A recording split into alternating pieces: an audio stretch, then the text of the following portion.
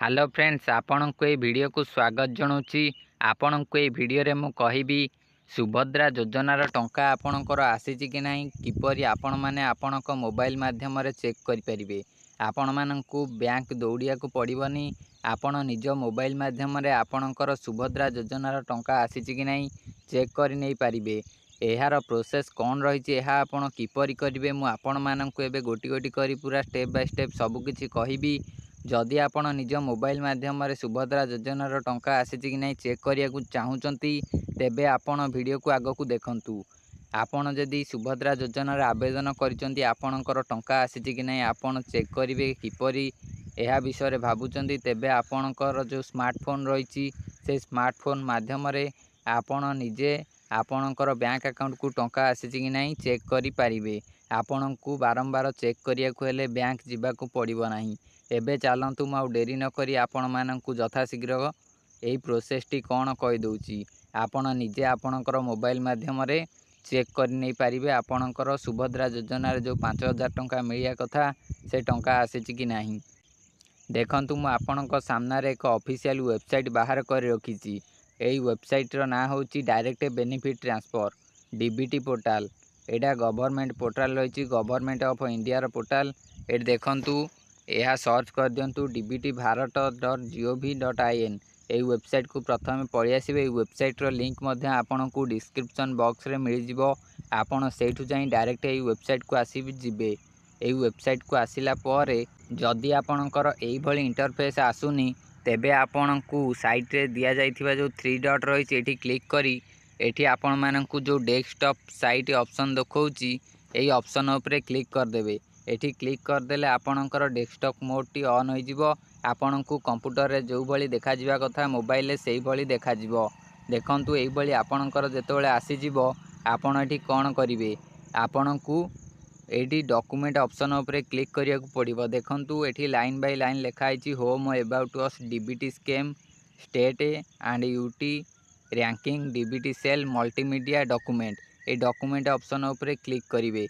Document option ऊपर click कला पर देखंतु एही भली आपण माननकु 5टी ऑप्शन शो हबो।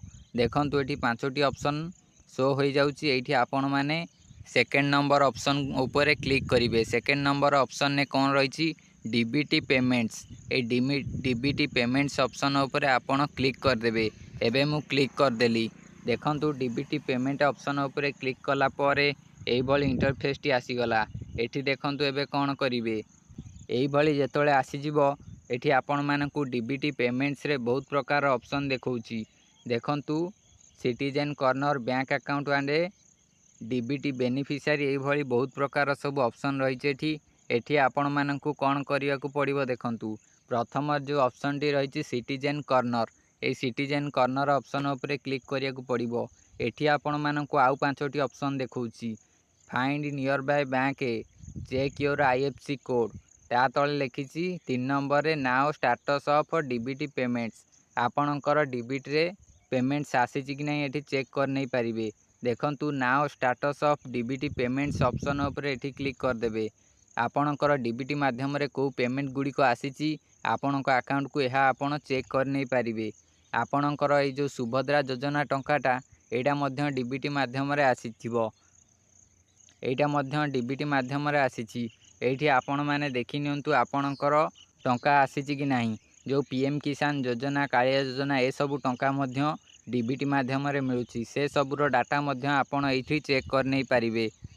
देखंतु एठी आसिला पर आपण माननकु एही भली इंटरफेस मिल जिवो। एठी आपण माननकु प्रथम रे ऑप्शन देखौछि। देखंतु आपणकर बैंक नेम दबाकू आपण आपणकर बैंक नेम एठी दे देबे।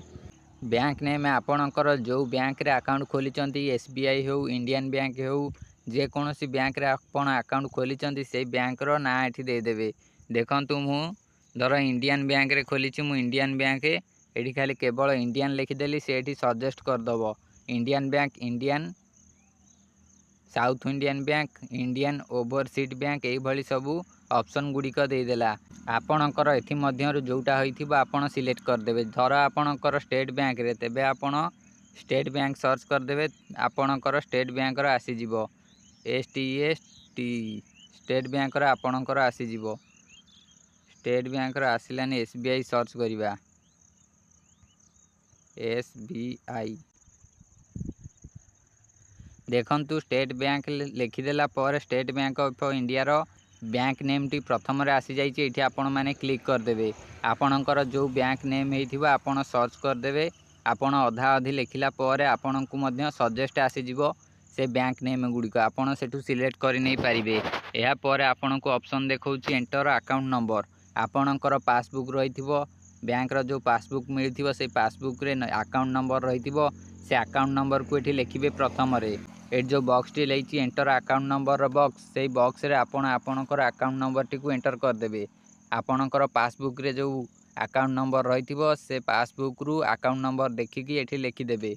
यापर देखा तले आ गोटे box enter confirm account number आपन ऊपर जो नंबरटा लिखिले से नंबरटा को आउ थे लिखिए कन्फर्म करिए नंबरटा को आउ थे लिखि सारा पर आपन तल को टिके स्क्रॉल करेंगे तले देखूँ आउ कौन ऑप्शन देखा आपन को एक कैप्चा मिलूँ ये कैप्चाटी आपन ये वार्ड वेरिफिकेशन ऑप्शन बॉक्स रे लिखिए देखूँ B6071D लिखी यही कैप्चाटी को आपन ये तल वार्ड वेरिफिकेशन बॉक्स रे फिलअप करेंगे। यापर कौन करेंगे देखूँ जदि आपण को यही लेखाटी आपड़ पढ़ी पारना तेबे साइट रे जो तीर चिन्ह दुईटी रही गोले आकार ये क्लिक करदे यह रिफ्रेश हो आउ थे आसीज आपण मानू नुआ कैप्चा मिल नुआ कैप्चा को आपड़ ये लिखिदेवे ये लिखला पर आपण को ये send OTP on register mobile number option उपरे क्लिक करिया को पड़िबो। सेंड OTP ऑप्शन उपरे क्लिक कला पर आपणकर बैंक अकाउंट सहित रजिस्टर थिबो जो मोबाइल नंबर टी से मोबाइल नंबर को OTP जीवो आपन को OTP भरिया को मध्य बॉक्स आसीजिवो। OTP देला पर आपणकर डीबीटी रे केते पेमेंट आसीची से सब डिटेल्स टी आपणक सामना रे आसीजिवो आपण ताहाकू देखि नहीं पारिबे।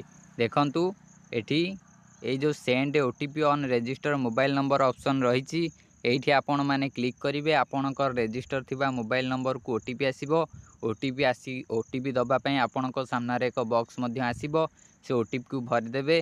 या पर जाई आपण को आपणकर डीबीटी रे केते पेमेंट सब आसीची से सब गुड़िक आपण देखि नहीं पारिबे। यह साइट रे गोटे ऑप्शन रही रीसेट मारदेले आपणकर जहाँ जहाँ सब डाटा देथिबे फिलअप करथिबे से सब गुड़िक सबू कटिଯିव रीसेट हो देखंतु बैंक नेम देइथिली बैंक नेम कटिगला आउ थे प्रथम रु आपन को दबा को पड़ो। यही जो भली माध्यम रे मु आपन को कहली यही भली माध्यम रे आपण आपणकर डीबीटी पेमेंट को देखिपारे सुभद्रा योजनार टंका आसीची कि नहीं चेक कर नहीं पारिबे। जदि आपण सुभद्रा योजन आवेदन करिसेंती आपणकर पेमेंट आसीची कि नहीं चेक करिया को चाहूचंती तेबे एही भली माध्यम रे आपण चेक करंतु। जदि आपणकर कौनसी मोबाइल नंबर आपणकर बैंक अकाउंट रे रजिस्टर नथिबो तेबे आपण सेंड OTP ऑप्शन उपरे क्लिक कला पर आपण को ता ऊपर एक रेड कलर अलर्ट ऑप्शन आसीजिवो लेखा आइथिबो एटी आपणकर अकाउंट सहित आपणकर कौनसी प्रकार मोबाइल नंबर रजिस्टर नाही बोली रजिस्टर न होइथिबारु आपणक पाखक OTP आसी परिबनी आपणकर तो मोबाइल नंबर दिया जाइनी OTP आसी परिबनी कि आपण आपणकर डीबीटी पेमेंट स्टेटस टी को देखि पारिबे नाही। जदि आपणकर रजिस्टर थिबो तेबे आपण माननकु जो भली माध्यम रे मु कहली ए वेबसाइट को आसीजिबे। ए वेबसाइट रो लिंक मध्ये आपणकु डिस्क्रिप्शन बॉक्स रे मिल जिवो। एटिके आसिला परे आपण प्रथमे बैंक नेम देबे तापरे अकाउंट नंबर देवे कन्फर्म करेंगे अकाउंट नंबर टी को या पर वार्ड वेरिफिकेशन करेंगे तापरे सेंड OTP ऑप्शन उपरे क्लिक करेंगे। सेंड OTP ऑप्शन उपरे क्लिक कला पर OTP आसीजिबा आपणकर रजिस्टर मोबाइल नंबर को OTP देला पर आपणकर डीबीटी पेमेंट स्टेटस टी को देखि नहीं पारिबे कौ थुरु केते डीबीटी रे आपण को पेमेंट आसीची से PM किसान हो CM किसान हो सुभद्रा योजना हो डीबीटी रे जेते सबू पेमेंट आसीथिबो से सबूर डिटेल्स आपणक सामना रे आसीजिवो आपण से डिटेल्स टी को देखि नहीं पारिबे। केवल सुभद्रा योजना नुह PM किसान CM किसान ए सबू योजनार मध्य स्टेटस आपण एथिरे चेक करि नहीं पारिबे। आपण जदि चेक करिया को चाहूचंती तेबे डिस्क्रिप्शन बॉक्स रु जाई आपण এই वेबसाइट को विजिट करंतु। एठी आपण को जो भली माध्यम रे कहली से भली माध्यम रे आपणकर पेमेंट स्टेटस चेक करंतु। एहा सहित वीडियो को गोटे लाइक करी चैनल को सब्सक्राइब करंतु ए भली सब वीडियो पाइया पई।